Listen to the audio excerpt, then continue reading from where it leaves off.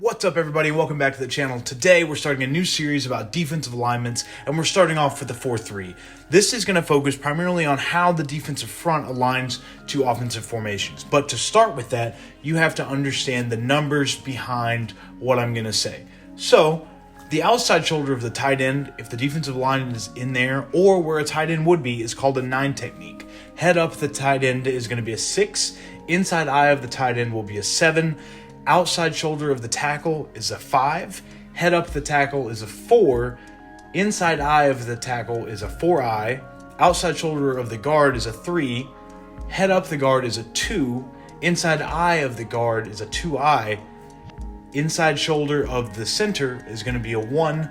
Head up the center is going to be a 0. Now you might be asking yourself, why does this matter?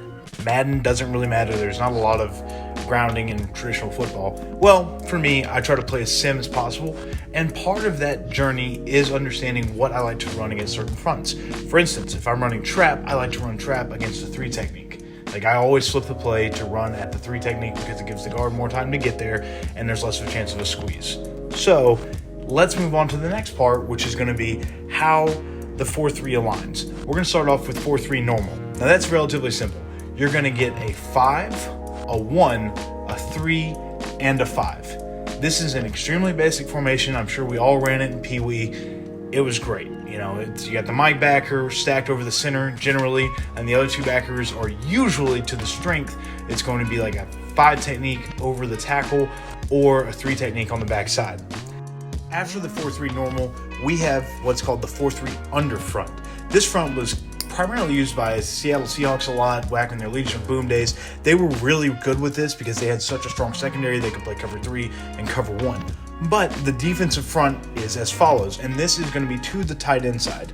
You're going to have a 9 technique from the outside linebacker, a 4 technique from the strong side defensive end, a strong shade or a 1 technique again to the strength, a 3 technique on the backside, and a 5 technique from the defensive end. This makes this a pretty strong pass rush formation, but it's going to get the run on the front side because you've got a 3-man surface that's been condensed. Next we have the 4-3 over, which is very similar to the 4-3 under, except the defensive tackles are flipped.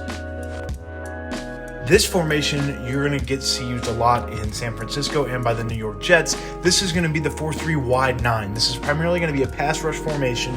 You've got your defensive ends way out in wide 9 techniques. Even if there's not a tight end to one side, that defensive line is still going to align like there is. So he's in what's called a ghost 9. It's a very, very old term, but it still exists, and it's still very workable in modern football.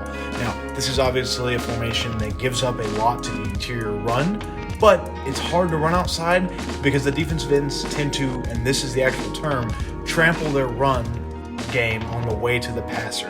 It is extremely good as a pass rush formation against something like, guys that are using I form or ace sets as their base passing looks. Next, we have the 4-3 over plus. Now, this is a really unique formation. You've got a lot of strong side run support, but you do lack some weak side runs here. You're going to align in 9s from your defensive end and outside linebacker, a 5 technique, a 3 technique, and then a backside 1 technique. You've got a lot of space you can give up on the inside there. I don't tend to run this formation much. I don't tend to run much 4-3 at all, but I know there's some people out there in head-to-head and in MUT that really enjoy the 4-3 formations because of the advantages of blitzing from depth and the fact that they are very, pro cover 3. This is one of the most unique formations in Madden 20, in any Madden, really. This is going to be the 4-3-6-1.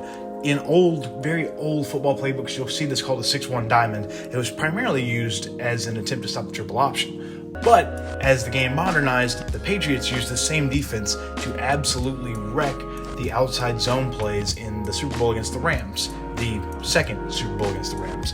So it's very good. It is very vulnerable to interior runs, but as a pass rush formation and as a way to stop outside runs, it is excellent. The alignment is relatively simple. Your outside backers are going to play a 9 and a ghost 9 away from the tight end. Your defensive ends are both going to be in 5 techniques. Your defensive tackles are going to be in a 2 on the weak side and a 3 on the strong side. Your Mike backer is going to be aligned directly above the center. The final formation in the 4-3 playbook is the 4-3 odd front, what you're going to see here is what is actually a traditional 3-4 alignment, but you've stood up one of your defensive ends in a 9 technique, and you're playing a 3-4 stack. It's 2 4s and a 0. Again, the 4 is going to be head up the offensive tackle. A 0 is going to be head up the nose. Your outside linebacker is going to play a 9 outside the tight end, and your stand-up defensive end is also going to play a 9 outside the tight end. So, again, it's a strong formation. It's not the best. You might as well just run regular 3-4. Guys, thank you so much for watching. If you enjoyed this, please like, comment, subscribe, and keep an eye out for the next one. This is going to be the 3-4, and I'm probably going to release that next week. Thanks, guys.